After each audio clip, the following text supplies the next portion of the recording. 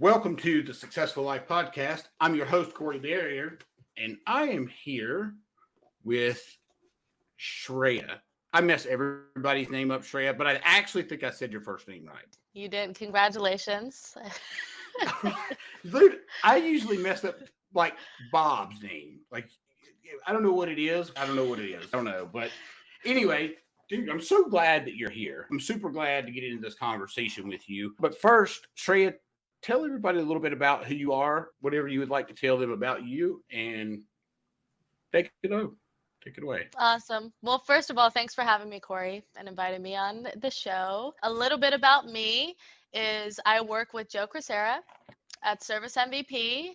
I was in HVAC as a comfort advisor, and he trained me in the field, and I fell in love with HVAC and operations and processes. So I started working with him, and now I help companies all around America, Hawaii, Canada, Australia find solutions to implement processes at their business to reach their goals and completely change the culture of their company. And it's very rewarding for me, and it is my dream job. So it's a little bit about me. That's awesome. Yeah. So also, I don't want to steer the conversation too far, but I do want to congratulate you on being 8 years sober. It's a super big deal. You're very welcome. Thank you so much. So you mentioned that I assume you obviously travel a lot as well as work with people all over the place. You travel all around, you implement processes. What would you say is the favorite thing that you implement as far as your processes and our systems go? With processes and systems, I would say the basics of, you'd think that most companies, there would be some sort of sales process with the technicians or the maintenance techs. There's usually none at all. It's more, there's no communications training. You have no idea what they're doing. They're just free ranging it. So it's the classic benchmark in-home sales process that Joe does, because the main parts of it is one thing called magic moments. I don't know if you've heard of that, but it's building the client's self-esteem in a sincere way where you are telling the truth is very important, because people buy emotionally, and changing the technical into the emotional. So no more SEER ratings and over technical jargon. It's, this is the effect the system has on your family to keep them healthy and safe, type of thing. So I think the basics of that, because once you change that, it completely changes an entire company.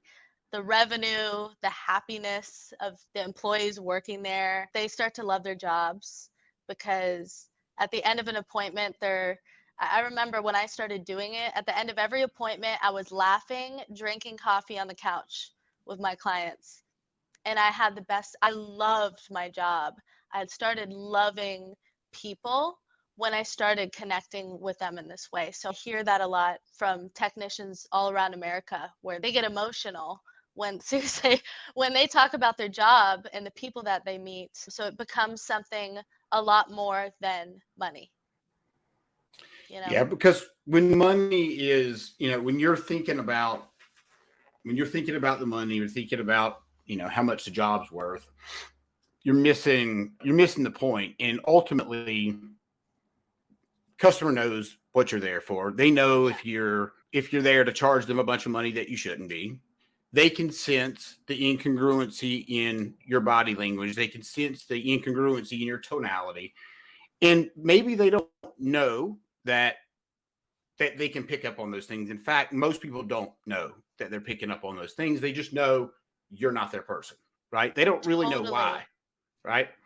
You're spot on. Yeah. It's not selling. It's interesting, because when people think about sales, they do think about the slime ball car salesman or the slime ball car salesman, right? I don't even really think that most car salespeople are slime balls. I just think that's the adage that has been played in people's mind for so long, that we have to fight against that BS, which is part of the reason I love working with people in the trades, because they experience the same stuff that salespeople experience, right? They experience, oh, it's just a plumber. Oh, it's just a whatever.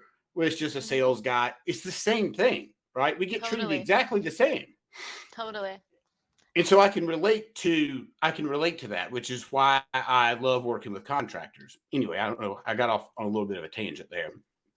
That was perfect, and it's spot on. Is it sales or is it service? It's like, this is just great service. Great service naturally turns into sales, when you're focusing on the process, on serving those people. I'm a servant when I'm out there on the field to give them custom and relevant solutions for them and their family, and giving them the freedom to choose, and taking the time to get to know them, and just being sincere and pure in my motives. And the result happened to be a lot of money because the service is so high, That's right. And the intention's everything. And I think it's a lot of what we're talking about here. And it's not about, really, the truth of the matter is, you really shouldn't have to sell the product or service. Once you get to the house, you do need to connect with the person. You do need to fit. And when I say connect with the person, let's be clear. Don't ask them, how the weather is outside. That is not connecting with the person. That's Exactly. a filler BS question that everybody knows is just a BS filler question. And so you can ask the sales question. So it's like a dead red flag if you ask a stupid question. So maybe don't talk as much, look around, observe, and figure out something that actually you can relate with and talk about that, right? And that's just one example. But go ahead. Totally. About their children, their family. That's the easiest one, because for me, as I really do care about that. That's something I know, that if somebody has a family, that's something that I care about. I care about the health and safety of their family. So it's really easy for me to find sincerity there personally. So I go straight to that. Thank you so much for taking the time out of your day, taking the day off work to meet with me so that you can make sure that your family is safe and healthy. There should be more people like you out there. That's sincere. You say that to somebody, people have started crying. I swear. People have started, because people don't talk to each other like that anymore. It's shocking to them that somebody would look them in the eyes, say that with all the sincerity, and make them feel good about themselves. Oh, thank you for appreciating me, kind of thing, and acknowledging that and actually listening to me. It's so sad how I could tell that's so rare for people in their lives. Whenever I do that, based on their reaction, I can tell how much they don't get that, and that raises their self-esteem. People with high self-esteem pick better solutions for themselves and their family. That's a scientific fact. Is if I'm going to pick something cheap, it's because I don't feel like I deserve it, the premium one. But if I feel good about myself, it's like, yeah, you know what? We are a good family, and I do work really hard. I deserve hospital grade air in my house. Yeah, I do. It's that simple. I totally agree. And I believe, and it drives me absolutely nuts when I hear companies that don't use financing. Like, that is, I think that is the craziest thing, right? You're like, at the end of the day, you're literally, and I'm not saying this from a company standpoint, like you're not providing a service for that customer that, truthfully, probably 75% of them are going to take. Yep. And that's why your close rate's at 30%, 20%, because you can only reach 20% of people with the options that you have. It's not accessible to the masses. So how to increase your close rate is, one, you learn how to talk to different types of people, not just the easy ones, but everybody, no matter what their culture, their background, whether they're in a trailer or a mansion. You care about all of them and give them all consistent service. And two, you offer financing and give them the opportunity to even have the possibility to get the job. Like you said, it's most people in America, they need payments on an investment like that. Yeah, It's crazy. Still no financing. It's crazy. Yeah. It is crazy. And what we hear is, well, I don't want to pay the finance fee. And I'm like, you're already paying credit card fees. What do you mean? Like, is it really that much? Wait a minute. You're making profit, right? You're making money on the job. So right. You really want to just say, screw the finance company and their fees so you don't make more money? That just doesn't add up in my brain.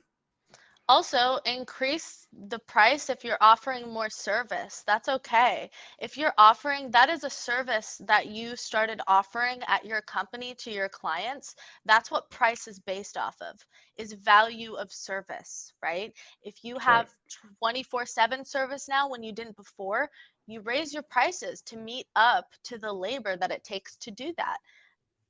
That's totally okay. That's totally ethical to do. You just pay for it. The client pays for the service to have the payments. That's And what they're they're happy to happy pay about. for good service because they know the good service. You don't have to worry about that. It's just like you pay car insurance, so you don't have to worry about if you get into a wreck. Granted, most Totally. states make you pay it, but even if they didn't, most of us would have car insurance because we don't want to have to pay for our car if we wreck it. It's the same Exactly. thing. It's the same. It's peace of mind. Yep, Yeah. absolutely it is. Yep. 100%.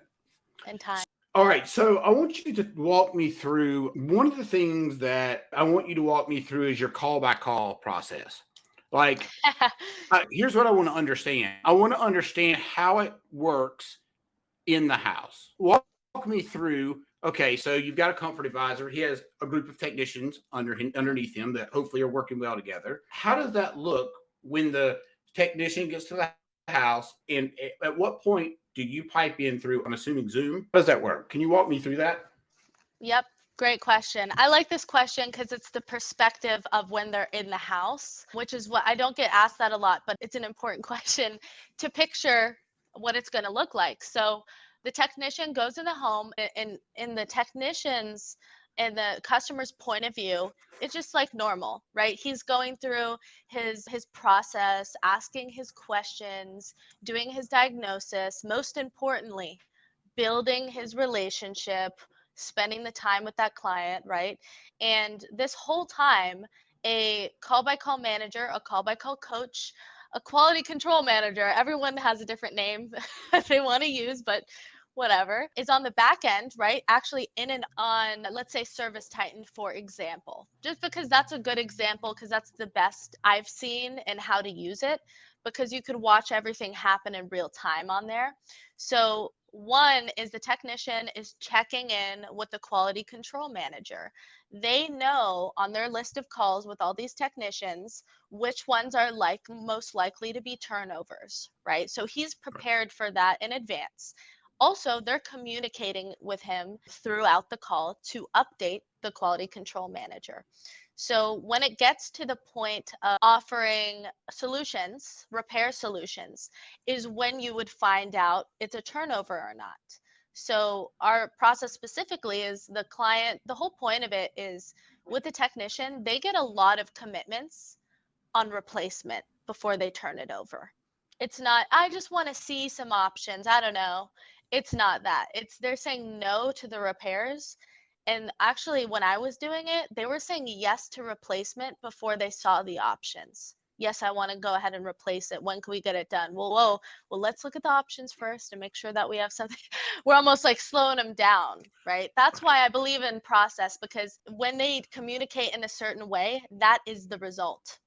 Scientifically, psychologically, they're selling themselves, right? We're not trying to convince them to do anything. So when it comes for the turnover, he builds more scarcity, calls in the call and says, hey, I know you're really busy, but I have this client here, Corey, and oh my gosh, he's such a cool guy. They do a magic moment right there, while they're introducing them. It's so beautiful. I love this process. And then once they agree to it, we hop on Zoom and I do a Zoom presentation of the options while the technician is sitting there still with the client, because they're the one that built the most rapport. They need to be there the entire time. And what's funny is what happens when the technician does it right. I know if they did it right or not when they look over to the client, looks over to the technician and asks them, which one should I choose? Yes. It was consistent. Like my best guys that I knew were tight on the process, and he's best for you and your family, because we're not pick the premium. No, whatever's best for you and your family, what's best for you and your family. You know what I mean? Statistically, they're going to pick mid, plus, or premium. That's just the statistics of what they usually pick with this sort of process. And so basically the point of this process is two things. One is you are a sales coach to a group of technicians. It's not enough to anymore. This is the past. We have technology. We don't need to, oh, this guy isn't doing the process or he's doing something wrong on his option sheets. Let's hold a training next week. That's how it is now. With call by call, it's no, we're correcting it and we're training while you're building them before they're even shown to the client to eliminate the possibility of the job being done wrong in the first place. It's better service for the technicians and for the company and for the client because it's faster and more efficient. They're not spending hours longer waiting for that comfort advisor to come out. And then the other thing, it's scalable. So I can close 5 to 6 calls a day more, is I can do that all day. If I'm going out to each individual house, I usually did, 3 or 4 calls a day type of thing. It would take a really long time.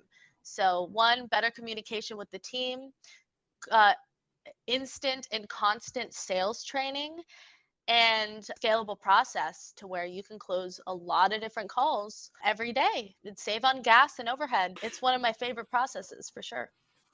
So you have that was a great explanation, by the way. Okay, I was hoping I was like, you did great. You did great. So essentially, this is one of the things that drives me the most nuts is I know, and I don't know the exact percentage, but you might, of what I'm going to say it's probably 70%, that once that service technician, the way it used to be, once that service technician left the house and there's a 2, a 3, a 4, or 5 hour gap between the selling technician to get there, I'm pretty sure it's around a 70% chance that you're not going to sell that customer.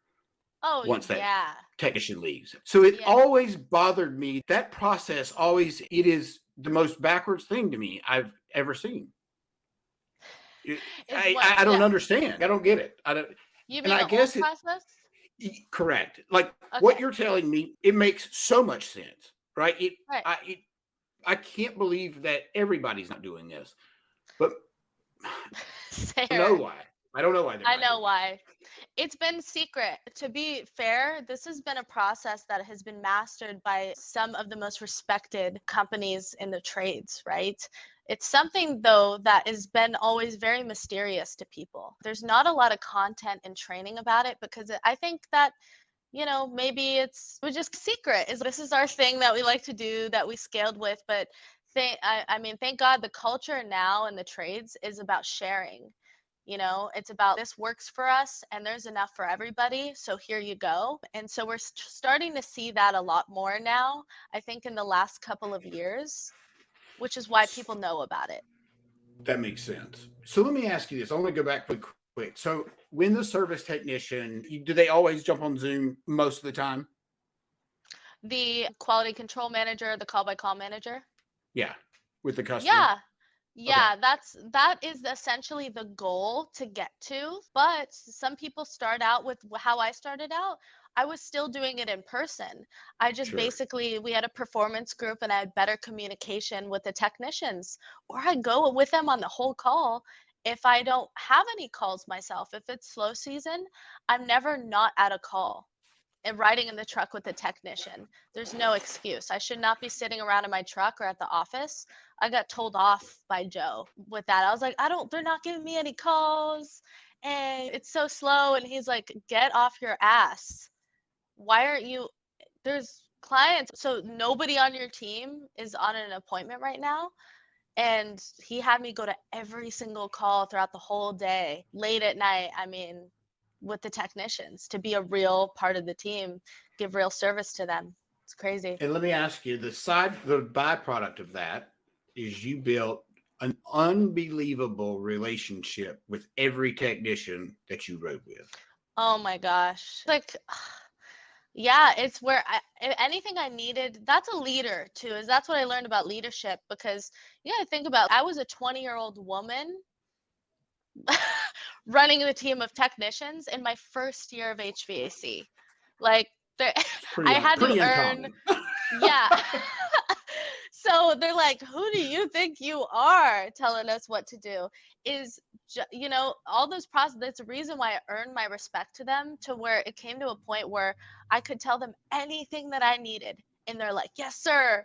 I mean, they're like little soldiers kind of thing. So, and there was no issues with culture or getting them to do what I really needed them to do, because I learned how to communicate and be a true leader and do everything I'm asking them to do, and realize that leadership is, I'm a servant to these guys. I'm here to service them. I'm here to, make sure that they do the best they can. Any mistakes they make is my responsibility, and it's on me.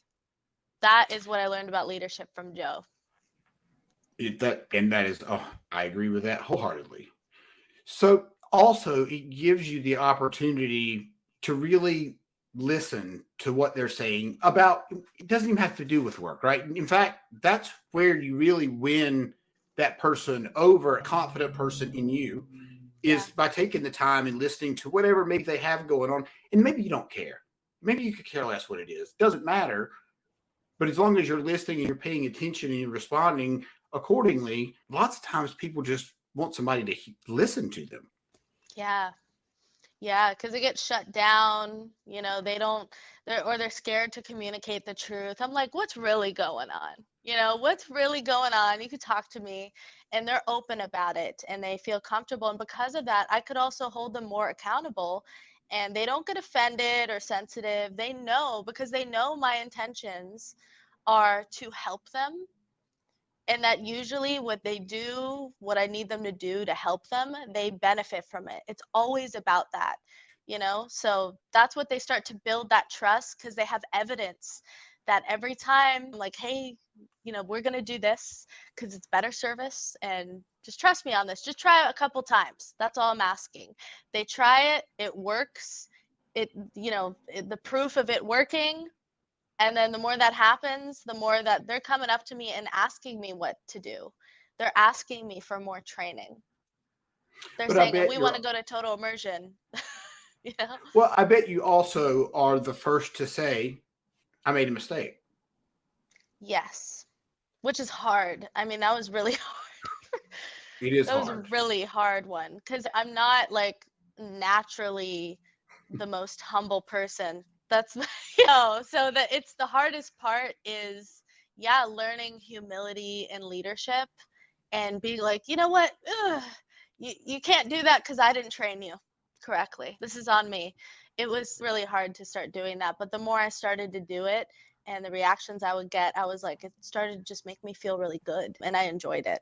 But it's always very difficult at first. You and I both have had some similar experiences in our life that have prepared us to recognize these things, to recognize when, and I'll say for me, when my ego is taken over, when Corey wants to make the decision, or I want my outcome, or I won't fill in the blank. And when that happens, and I'm not thinking about other people, things go sideways for me.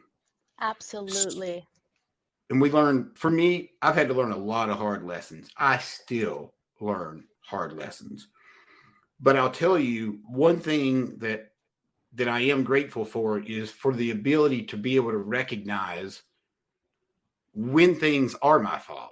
And because it's not always been that way. I've not always taken responsibility. In fact, most of my life, I didn't take responsibility until about 13 and a half years ago. Yeah, right? Specifically 13 and a half years ago.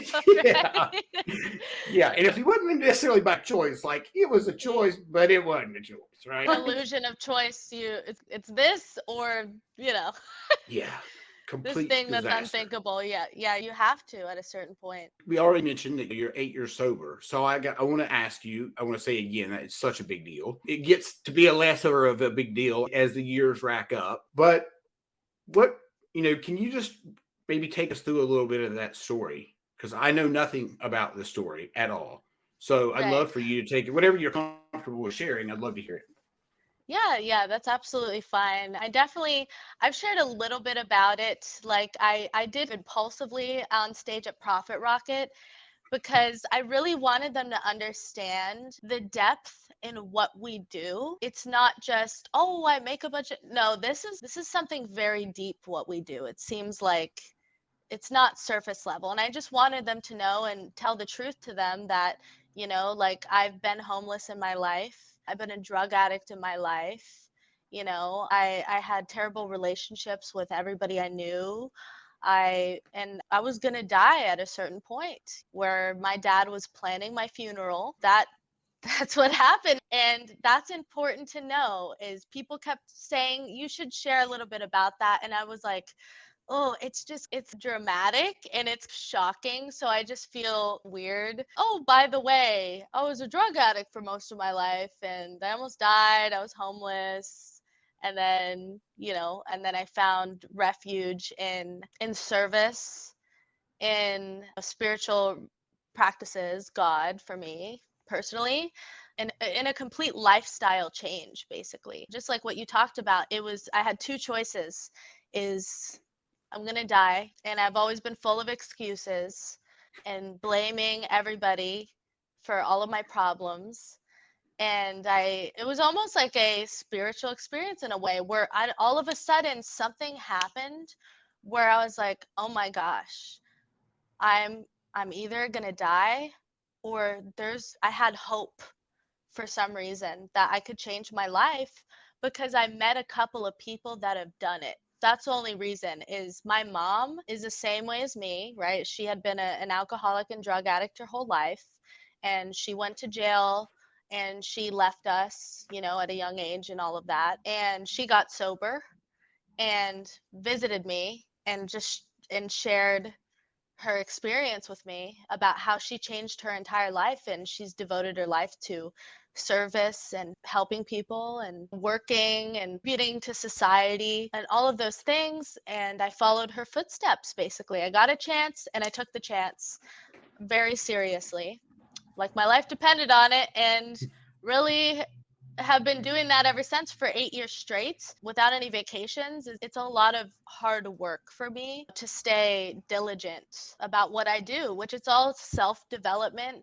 Is no matter how tired I am, I believe that service is the purpose of my life, especially when I'm out there, not at work, not getting paid for it, just to do it. That's how I've stayed sober. I could say that's the most important thing in how I've stayed sober, is relationships with people and trying just to be as unselfish as I possibly can over the last 8 years, So Which is hard.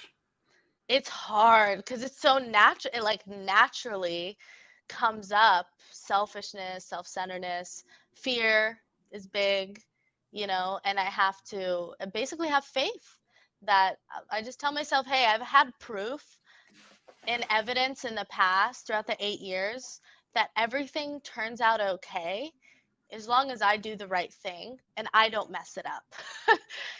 And I just think back to that, and then I'm like, okay, let's just keep going then. And you were right. You're absolutely right. So interesting. You said something interesting. You said, well, as long as we don't get in the way and as long as we don't try to control things. So I'll share, I can't share a ton of detail about it, but you'll get the context of it. Let's just say over the last 35, 40 days, this shit I'm getting ready to tell you has happened.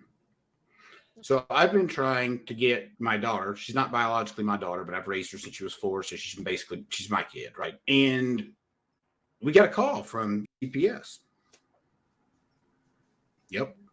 And obviously I didn't have anything to do with me, or I wouldn't be sitting here telling you that probably. Yeah. So anyway, it had something to do with her biological dad. And I can't get into too much of it because it gets into slander and all that shit and whatever. Sure. Yeah. But here's the point of me bringing that up, is that I've tried to and the word control is appropriate in this situation. Not control like control every move of somebody. That's not the control I'm talking about. Just trying to get things to fit the way I need them to fit, or the way I think they need to fit, so they turn out the way they need to turn out later in life. My daughter I'm talking about here, right? In other words, like discipline, so on and so forth. And it's been challenging. And the reason it's been challenging is because I got away from the relationships that you and I just talked about. I got away from that place that you and I, where we got sober. And until there was a slew of other things that happened in the midst of all of this garbage with him. And so a lot of stuff has been uncovered. And the reason it's been uncovered is because I thought I was going to lose my mind. And so I literally didn't have any other choice than just to ask God to fix it, to ask God to show my wife the things that I needed her to see, so I could not think I'm losing my mind, because it's felt like I also have ADHD. So there are lots of times, Shreya, that I can see 5 or 6 steps ahead. Lots of times, and this is why I'm really good at what I do, because I know when you're getting ready to make a dumb mistake, right? I just know. I may not be able to tell you exactly how you're getting ready to make it, but I know if you make this move, it's going to go sideways. If you make this move, it's going to go right. Yeah. And so you have experience. Absolutely. Right. Yeah. And you can't teach that. You can't teach experience. And Exactly. not even right. So I had to just thank God that I got back into where our relationships are, the relationships that we're talking about, because it has given me a new outlook on how to go about things, because I've been playing God. Yeah. And my way doesn't work. You would think I would know that by now, but clearly not. I'm always back and forth on it too. That's why it's work. I mean, it's real work. It's not just, I've decided this and it's like this forever. It's on a daily basis. I have to ask myself certain questions, like, how important is this life to me? And how much work am I going to put into keeping it? Is the reality. Would I be willing to give away all of the things that this life has given me in order to keep it? Actually has to be the question for me. Because sure, that's not the case. It's not the case. I don't have to give up my career, my car, all my nice things that I got, all the cool stuff. But if it came down to it, I would in a heartbeat. And anytime that the question is no, I wouldn't, there's a problem. Is my motives aren't right. I probably don't feel very good. I don't quite like people that much in that moment, and I'm ungrateful for everything that I've gotten. And there's no poison like ingratitude for things. It's poison. And that's what, anytime I feel bad or anything, or I'm frustrated, I'm ungrateful. Sometimes it goes down to very simple things. Like you said, I just got to trust God right now. That's it. Let it go and trust God, because this is not something that I can manage. There's a lot of things I can do, and I take action when I can and when I should. And the rest of it, I have to, trust that something bigger than me is going to take care of it. And whatever way that it does that is the right thing. That's hard. That's real faith. Because you don't know what it's going to be. And that's the thing, though. And that's just it, right? For people like you and me, we want to know the end result yesterday. Yeah. Right. That's why I love processes and operations so much, because they're all like formulas where if you do this, you get this result. It makes me feel so safe inside. I'm like, it's always the same. No matter where your company is, what kind of people no, seriously, it's almost like insane that I see all these different companies from these different places that they all think they're different. We're different. Here's why. And we're different than human psychology and science, right? And as soon as it's implemented, it's like, surprise, it's the same as everyone else. And there's a lot of comfort in that. I think that's a big reason why I like it. It's so predictable. I think a lot of the reason that people stay doing the same shit over and over is because, and I'm sure you'll agree with this, a lot of the people that we work with are our clients. Their dad handed their business down, or their grandpa handed their business down, and grandpa told dad, this is how we do shit. Dad told you this is how we do shit, and you're still doing shit grandpa did it. Right. right? Exactly. Yeah. Because that's how Granddad did it. Granddad's been gone, dude. He's 150 years old. Right. And that might have worked back in the day, one. And two, if anything, back in the day, probably the service was even better. Like maybe, I don't know that, but Probably. I could imagine that back in the day, 2 generations ago, it was, with hospitality and kindness, no cell phones, no social media. Maybe service was 10 times better than the Zero grandson's doubt. generation. Zero doubt it was 10 times better. I never thought Look, about that before. well, Interesting. so, I don't know how old you are, nor am I asking, but so I'll be 45 years old in March. And like, I'm not that old. At least I don't view myself as that old. But I No. remember, like, also grew up in Mayberry, so that probably doesn't help this case. You may not even know what Mayberry. Do you know when I say Mayberry? Oh my God! So it's Where's called the that? Andy. You ever heard of the Andy Griffith Show? Yeah, yeah. That's Mayberry. Oh, okay. That's where you're from? That's where I'm from. Yeah, I know. So why did I say that? Why did I tell you that? What did I just say before that? ADHD. Sometimes that happens. What was I just saying before that? We were talking about service and where you grew up.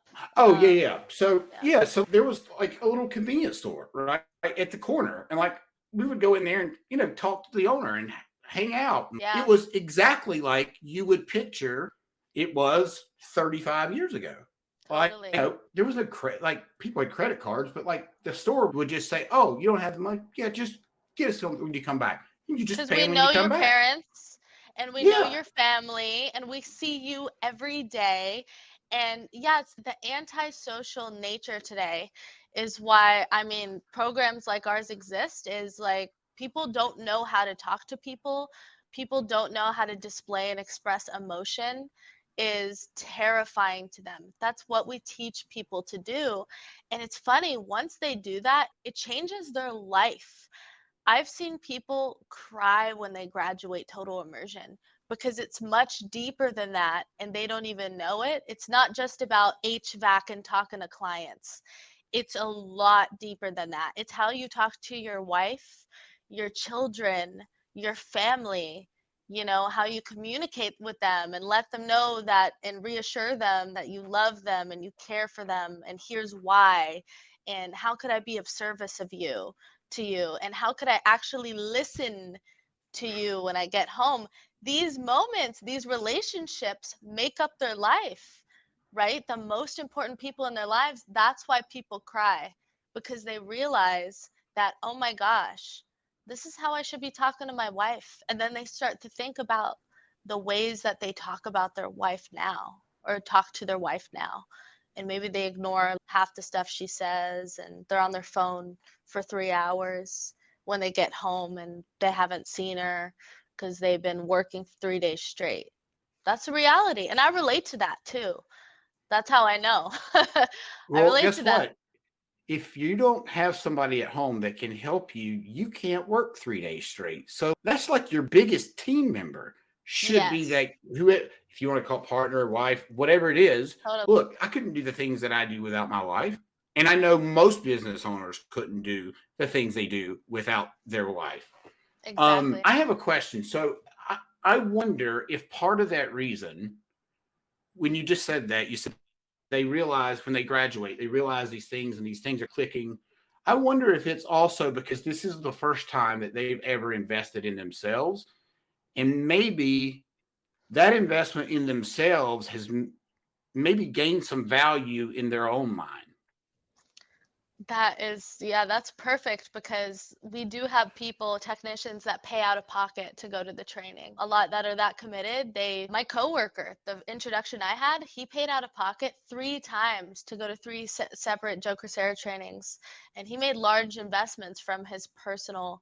And if anything, that's even better than the company paying for it because of what you said is they're gonna use it. They're gonna savor every moment of that because they made the investment in it themselves. So they're committed to it. It's not some free ride that they get, that they're gonna take advantage or take for granted. But if they pay for it, they're more likely they outperform everybody in the class when they pay for it. So that's funny you said that, because we've talked about that a lot.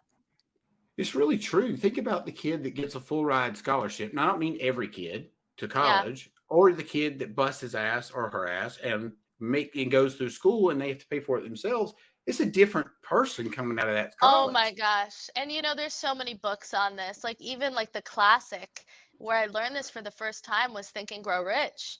This blew my mind when he talked about how, this is just from his words, not a quote, but how, rich kids have a disadvantage in the market. That is a handicap. And I'm like reading it like, what are you talking? I was like, what is this bull, right? And I continue, oh my God, business is supply and demand, right? You need to know what people need and they want. But if you never needed or wanted anything in your life, and you're disconnected from society because you're sheltered, you don't need or want. You have everything you could ever want or need. You can't understand business the same way that people that are a part of that group, they know what people need or want. And that's why, and it's an advantage to be someone that is needed and wanted, and starved. Like that is an advantage. Even on Shark Tank, some of the billionaires on there, they won't invest in people that grew up a little too privileged. I heard them talk about that recently too, and say the same perspective of, because, they think that they might know everything and they didn't put the elbow grease into it. There needs to be humility if I'm going to work with somebody that's willing to learn and puts the work in, but doesn't throw money at their problems type of thing. So I mean, it's just, what I've read, and it's helped me through not feeling bad for myself if I wasn't set up a certain way. So I think it's a positive thing for people like that, oh, well, I didn't get this, that's why I'm not there. I didn't get help, that's why I'm not more successful. But if I had it, I would be way more successful. That mindset is poison. Once again, it's absolute poison, and it's bull. It's just not true. It's not true. And, you can't believe everything you think, right? That's, yeah, absolutely. Dude, literally dangerous. Literally, it really is. I mean, if you think about it, I'll just take a simple example. Depending on, I don't watch the news, but depending on if you do watch the news, which channel you're watching will depend on how you're thinking, right? And that's the point of the news. It's not to inform you. It's so you'll be informed of thinking. 100%. Fear-based thinking. Yeah. Fear-based poison. Worst thing at fear-based thinking. All of those things will happen. Like, I mean, I swear I have an example of this in my life. My mom is the most fearless person I've ever met, almost to an extreme where it's scary. And that's how I see her. Oh my gosh, right?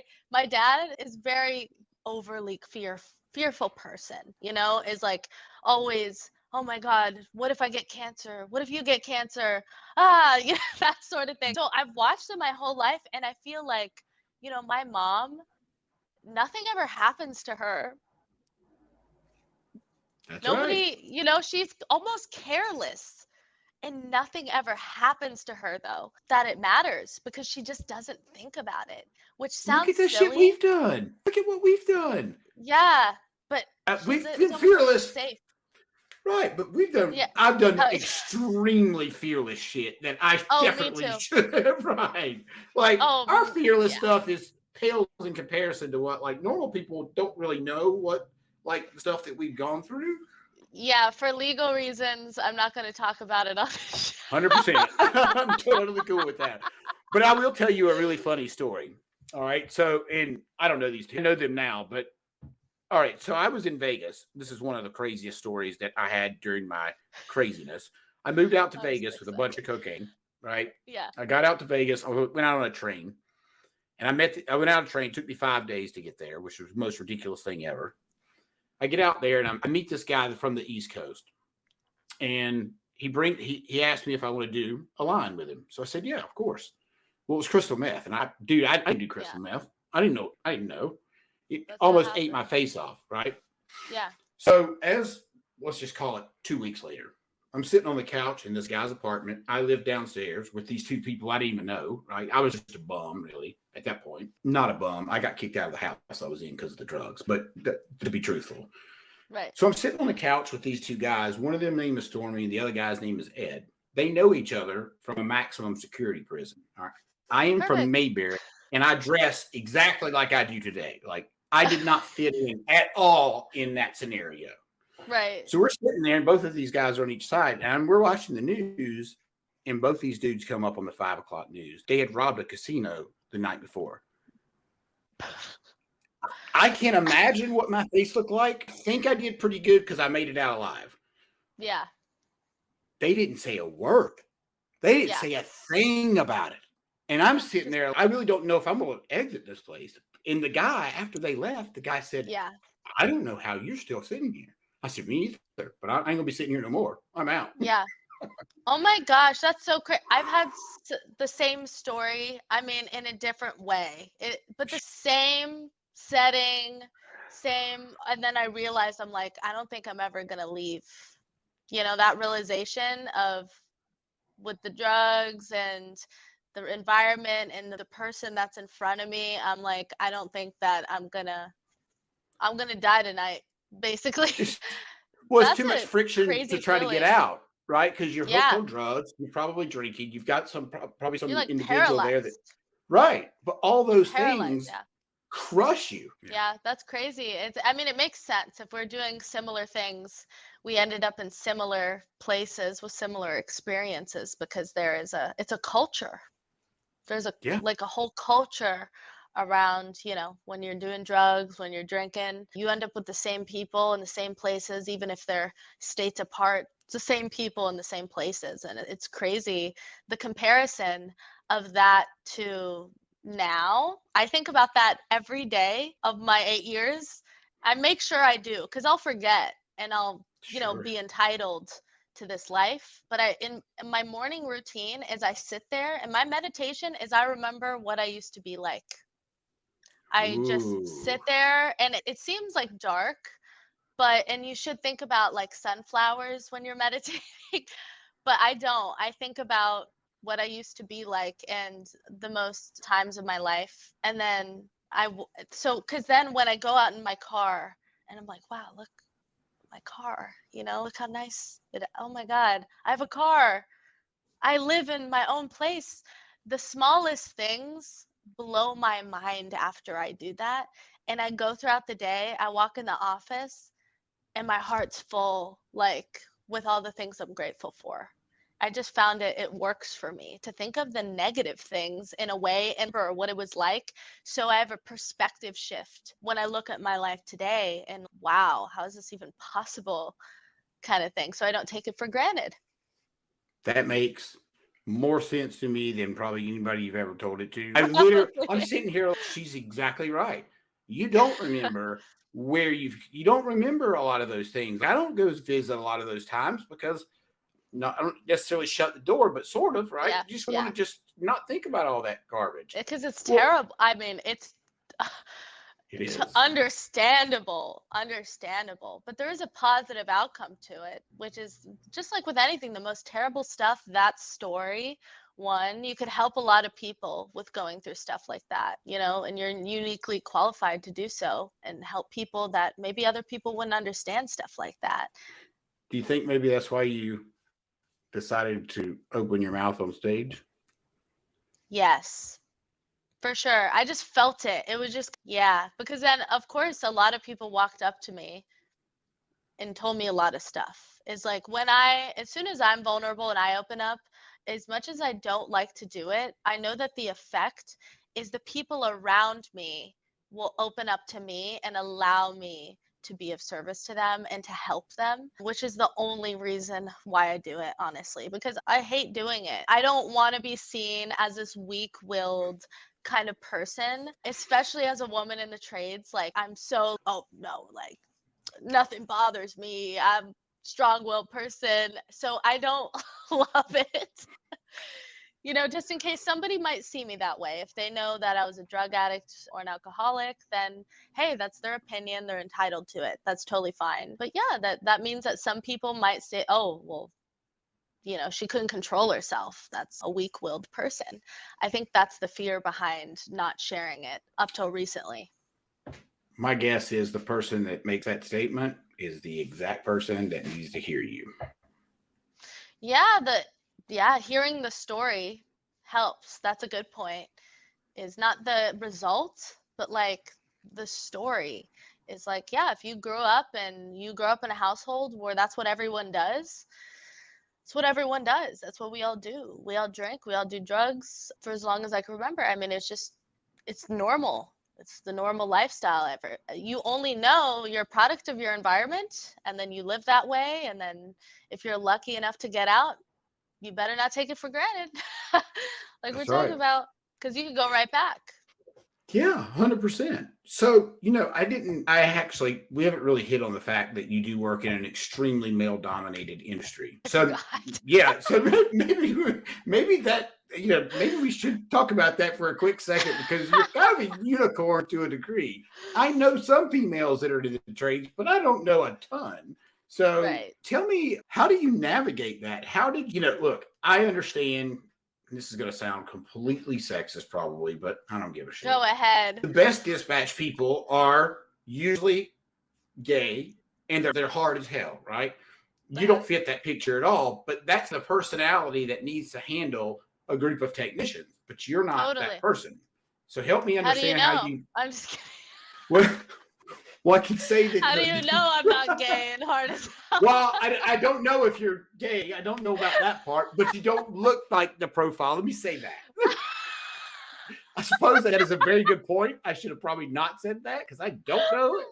I don't know which side of the fence you fall on. I have no idea. And it doesn't matter to me. Like, I don't care. But now you made me so fucking uncomfortable. I don't know what to do.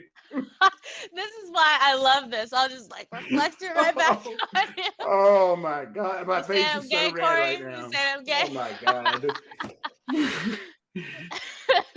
No, just messing with you. Yeah, well, so really, like I said it, and actually, I know you know this. I said it quite the opposite. You're totally opposite than the normal person that would be dealing with this people because you are pretty. You look fairly young. I'm sure you haven't gone through this situation with no terrible comments. Let me just say that. Oh my God. Yeah. Right. Right. It's first of all, I wasn't a dispatcher, but I know what you're saying about dispatch. I was a comfort advisor, right? So, sure. But I totally understand what you're saying about certain types of personalities really fitting into certain job titles because there can't be a fear of communication in a job that is communication. You got to be, it's a communication job. So somebody that is not so scared to tell it how it is. And hey, we need to do this to get this job done right. You with me? Let's go. Okay. Yeah, you can't move on to your next call until you do it the right way. When it comes to women in the industry, something I learned recently that I didn't know is from like Leslie Harpole and Cassie Pound. They were talking about how there are a lot of women in the industry, but we don't know them. They're just not Facebookers. And I'm like, that actually makes sense. Because I'm thinking, oh my gosh, like I have a handful of women that I follow and I look up to, but I wish there was more. And they're like, no, there's a lot more. We just haven't introduced them yet. So that's why I'm excited for their podcast, because they're going to bring these women that they know that nobody else knows that run successful companies in the trades and introduce them to everybody, which I think is so cool. Because maybe we just don't know that they're out there because they're not social media people. That's it. I mean, look, if I could never post another Facebook post in my life, I'd be cool with that. So guess what? Most people we work with are a lot like us. I don't know about you, but are they a lot like me? So that is such a fascinating point. I thought it was super because I was always and my stand is, I talked about this on the last one, is really, I just don't separate myself from people in the industry. I was in the car business, which is a male dominated industry. And then I went into HVAC. So it's always been the case. But really, my whole family, they're all in the trades. Women pipe fitters, iron workers, owners of HVAC companies. It's in my blood. to be fair, to be in the trades. It literally, I'm born to be in the trades. That's what I believe. So, and it was just normalized to me. It wasn't it's not weird to get up in an attic or on a rooftop to do a job. That's not weird. Why does it make a difference that I'm a woman? They didn't implant that in my mind, my family.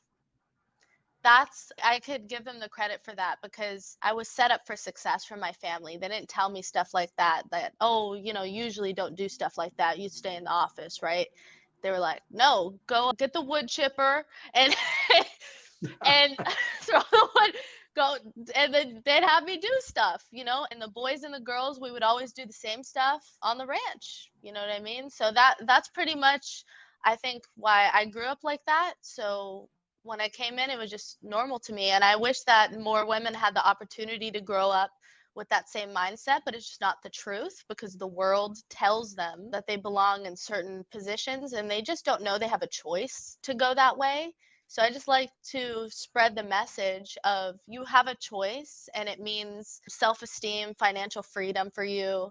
This is a job that makes you feel really good and powerful about yourself when you get it done. Like when I go up in the attic and the rooftop and they're looking at me like, holy shit, and they're seeing what I'm doing, it makes me feel so good about myself when I do work like that, and the guy that's like, you know what, I don't want a woman doing this work in my house.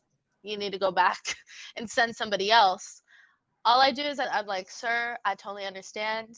Just let me do my job. And then if you don't like it, you can kick me out. But let me just get started.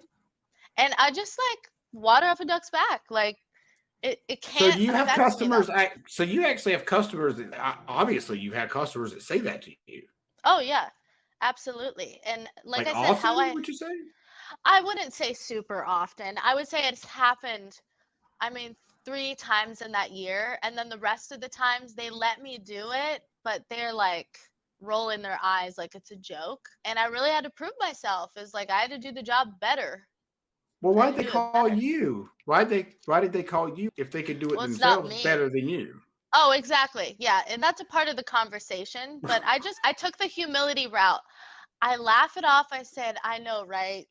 But hey, let me, right? And that's how I've gotten through this job. To be honest, is if someone says a joke and it's maybe a little, I mean, you know what? Maybe I'll just laugh at it and not take myself too seriously. To be honest, that's worked really well. Had people making some jokes on a picture of me speaking, like, oh, no wonder they were listening to her.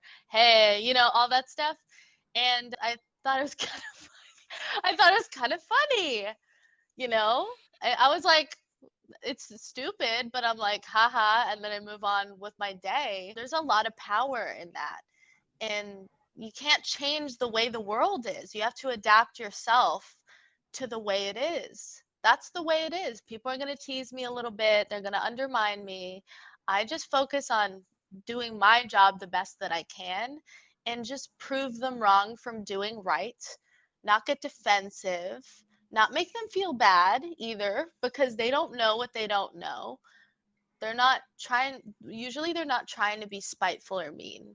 They just don't understand. So to have empathy, laugh, move on, prove them wrong. That's it. A lot of times the empathy is, I feel bad that person's such an idiot. Now, I don't say that to them, but I'm like, damn, dude, like, it would suck to be that stupid. It would. Totally. It would suck. It would suck. Like, it would be way harder to go through. You just don't understand social cues and situations and how to talk to people. I get it. If anything, I've totally been like that in my life, where I was the kind of person that I had no filter. I'd say anything I wanted to anybody, and it was scary shit. It's not appropriate. It was like rough around the edges, like I'll because I just grew up like that, communicating that way. So it took a lot of unlearning. So I think that's why too, I just can't get that mad at them, because that's a fascinating thing you said. I mean, it's odd that you'd say you would have to unlearn those, that kind of those, let's call them behaviors, because that's normally the opposite. So, and it's interesting that you bring that up, because I'm a D personality, you're a D personality. We we communicate a very interesting way. And lots of times, if you're not a D personality, or even if you are a D personality, you may take us the wrong way. And the Totally. intention was never there, but we just don't like a lot of shit. We just get straight to the point and just get it done. I don't need to answer 35 questions about it. If you just follow exactly what I said It's to so do, funny right? you said that. I went on a rant about that yesterday. I'm like, because there's this book actually, it's called Letters to Manny, and it's about being a soldier, a worker, right? And basically, I'm giving this letter to Manny, and you can tell the confidence by the worker by what happens after you give that letter to them. Are they like, yes, sir, and they go and do it and figure it out? Or are they like, well, what's Manny's last name? What time do I have to do this? Do I have to do it now? What's the priority on this? It's a book about that. That shows, immaturity in the way that you're able to work and produce if there's too many questions. It's like that, yes, sir, I'll figure it out. Right.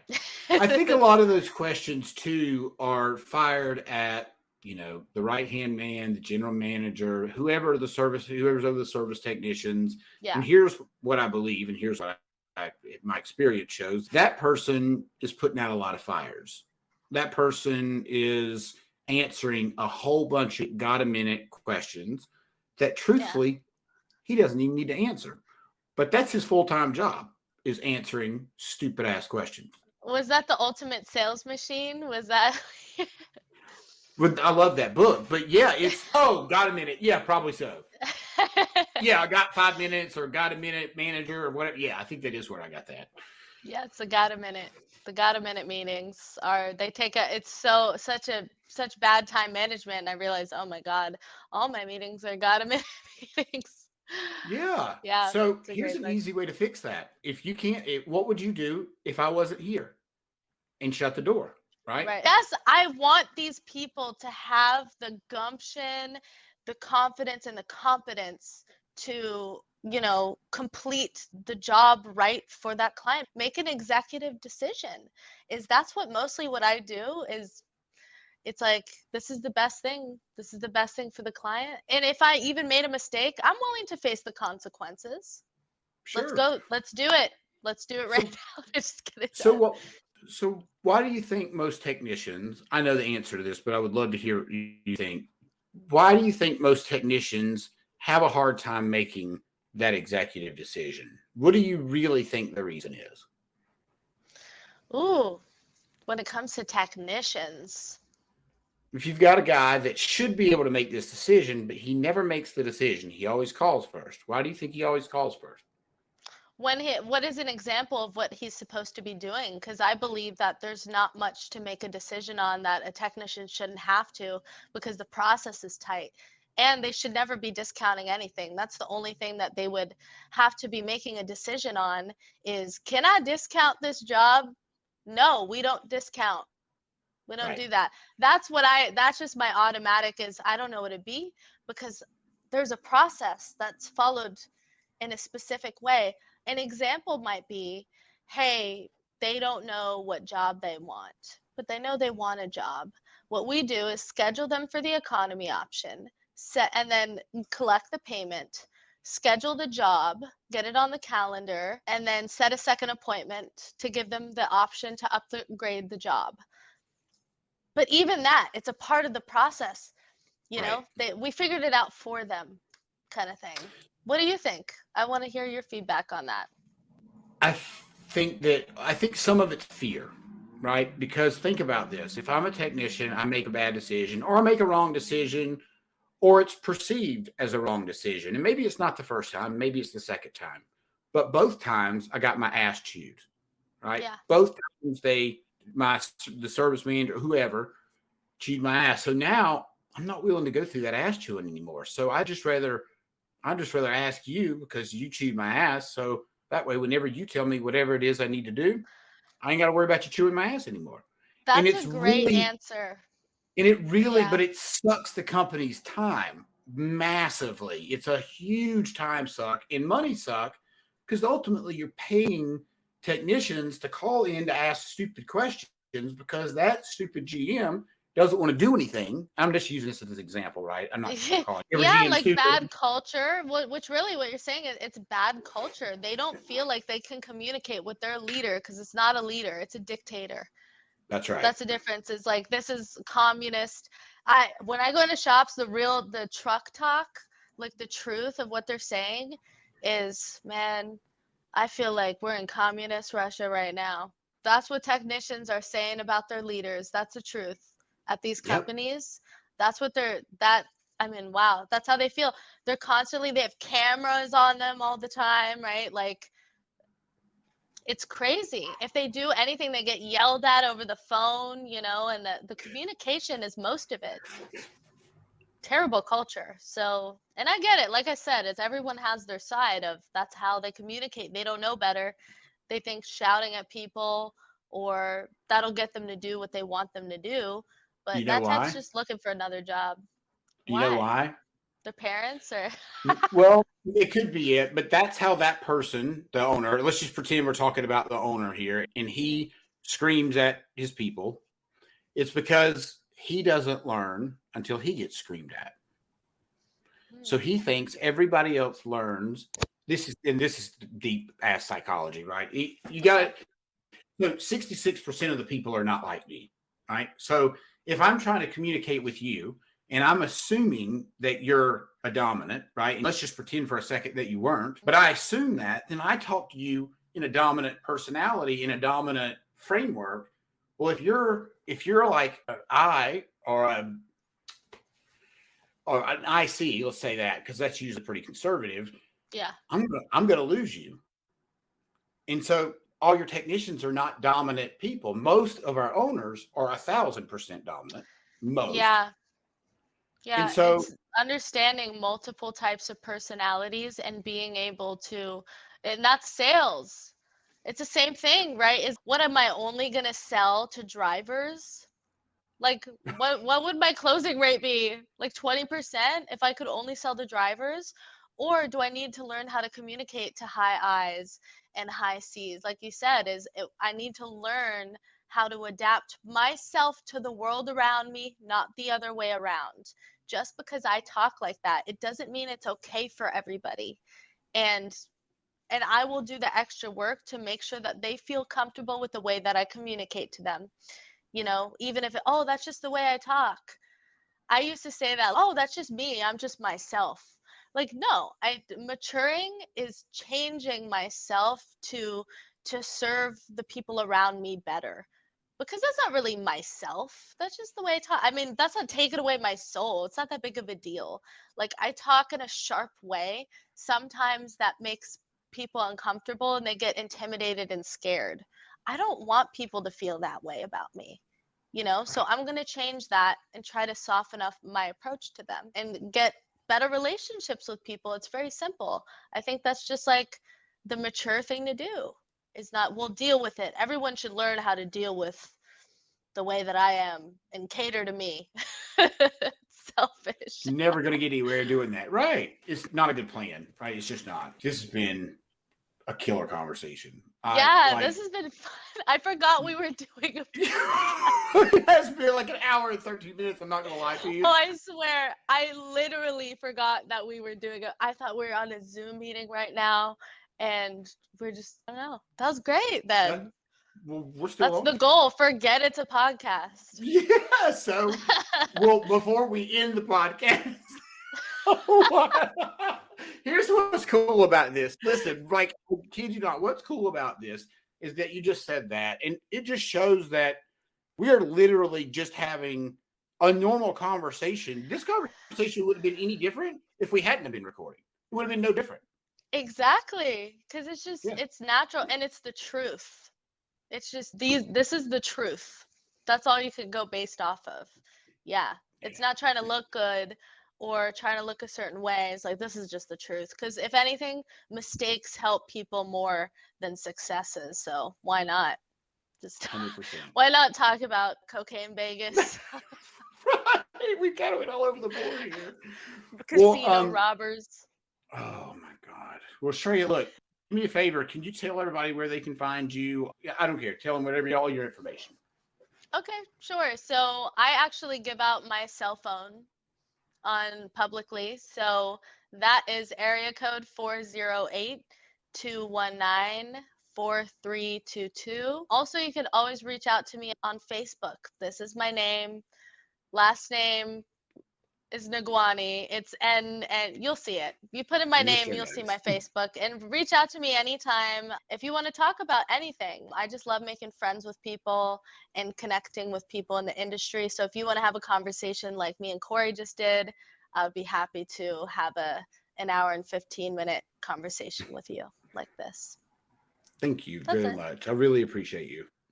Yeah, you too. Thank you for having me on and making this so fun for me. I appreciate it. You're very welcome.